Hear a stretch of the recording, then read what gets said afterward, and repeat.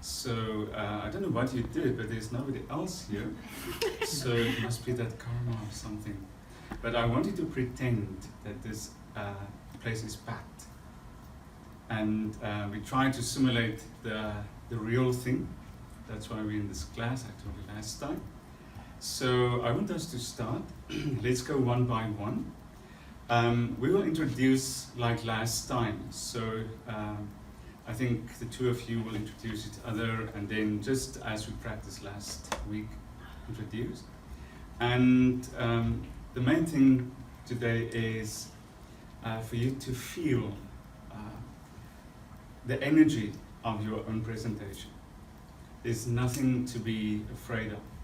There's nothing to be really nervous of. You are here, you are comfortable. It's a comfortable space, actually. The only thing about this space is that it is maybe more real of what you will encounter in the future. So good luck for today. I'm just going to do a lot of checking and so on, and I'm pretty sure everything will be fantastic. Okay, that's the end. It's done. Well done. Okay. Just a few things that I want you to remember. And the first one is whenever you do speeches in the future, think of chicken and beer. It's really important. It's a very simple concept. It's maybe too simplified philosophy. But if you think of chicken and beer, you go on a Friday evening with your friends and you sit somewhere, that feeling of, I want to tell you something, have that feeling. When there's that enthusiasm, tell it. So you go and you do an academic presentation or a presentation for school kids, whatever, tell. Practice in telling. There are two major obstacles and I think major enemies of what we do. And the two enemies are our scripts and the PPT. Because somehow when there's a script, you just want to look at it, and the PPT, it draws you. It's like a magnet. You want to stand close to it because you're so afraid it's going to go away or it's going to do something.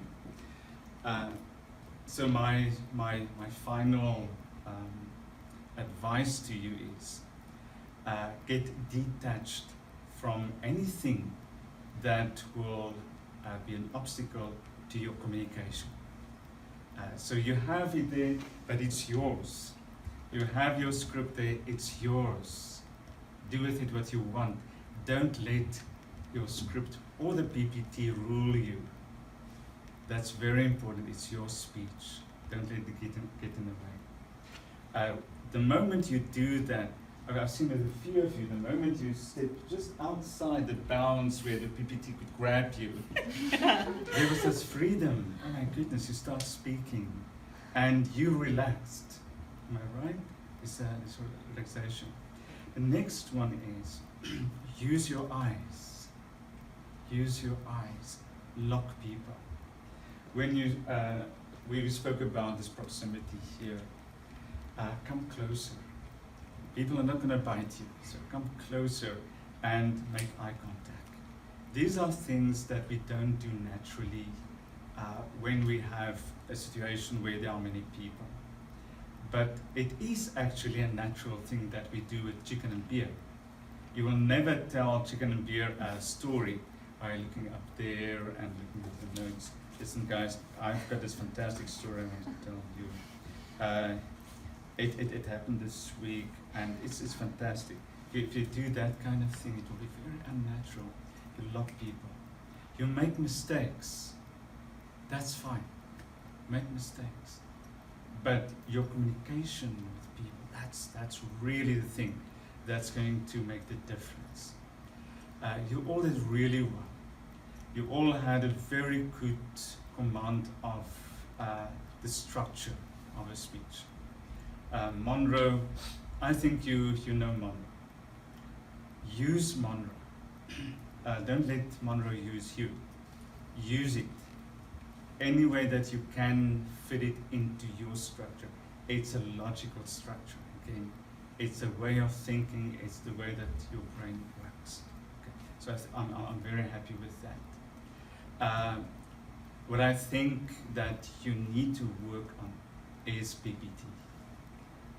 The relation between you and the PPT and the people. Okay. Once again, use the PPT. A third thing about the PPTs, and I was just thinking of that while I was watching you, use much less information on the PPT. Just use more words than what you use PPT. The more information you have on the PPT, the more you try to get the information across, and it really lacks dynamic that it should have. So much less, maybe just a picture, one or two words. I think you use that word, if you give it to a dog, it will die. It's a very long word. Famous disease. That's it, yeah. If you give that to a cat, they die. But and I think you use it very well, because there were lots of other things there, but you concentrate us on that, you focus on that, and you tell us that's a Greek word and this is what it means. That's a very, very effective way. Next time when you have that PPT, just a word, boom, and that's it. That's all that they need to know. So reduce the information radically on that. Also, the last but not maybe the least, when we started this whole course, we started to talk about the big what. I cannot stress that too much. The big what is your secret to success for a speech. The reason for that is simply this. When you are very clear on your big what, it excludes everything that the people should not know. So you have a lot of information you want to tell them, and you're very enthusiastic, but in 10-20 minutes they can only take in a very not little, but a very focused concept. So rather move from much to little. So you can give an overview and move in to what is right there, the bottom, the big what, and then you start with the big what and you expand that big what. So those are just good maybe advice that I want to leave you with. But as I told in the beginning as well, this is like music.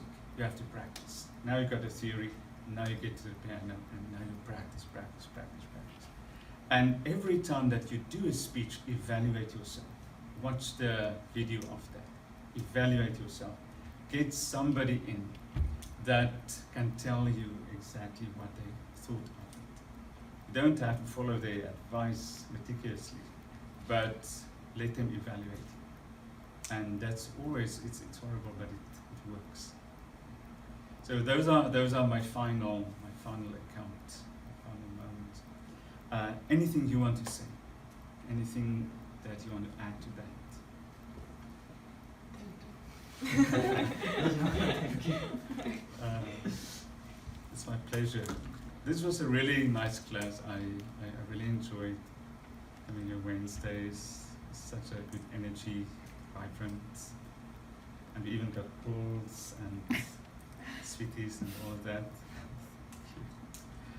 Any questions or thing that you want to tell me? The rehearsal last week really helped us, I think. Is it? Yeah, yeah. There's so many exceptions I can't imagine, but the rehearsal thing Mm. can give me that exception things. Yeah, yeah. Okay, that's good. That's good. What do you think can we do to make this more effective? What do you think can we do to do? What would have been more effective for you? in this course?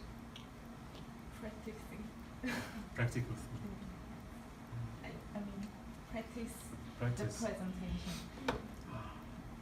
during the semester, so we can discussion about our presentation after our Mm. presentations.